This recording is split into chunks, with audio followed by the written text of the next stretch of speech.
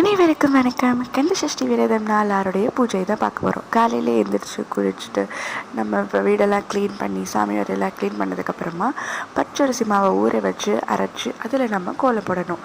நம்ம முருகனுக்கு போட வேண்டிய சரவண பவ கோலம், அப்புறம் லாபம் சுபம் எல்லாம் போட்டதுக்கப்புறமா நமக்கு அபிஷேகம் பண்ணணும். முருகன் வேலுடைய அபிஷேகம். ஸோ தேவையான பொருட்கள் எல்லாம் எடுத்து வச்சதுக்கப்புறமா முதல்ல தண்ணீரை ஊற்றி வேலை நம்ம குளிப்பாட்டணும்.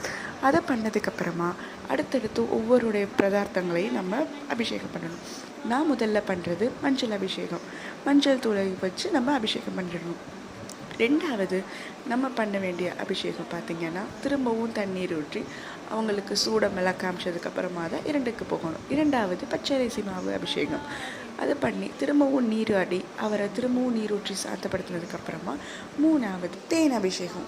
இதோட செகண்ட் பார்ட்டை நீங்கள் பார்க்குறதுக்கு கீழே இருக்க லிங்கை கிளிக் பண்ணி பாருங்கள். பை மக்களே.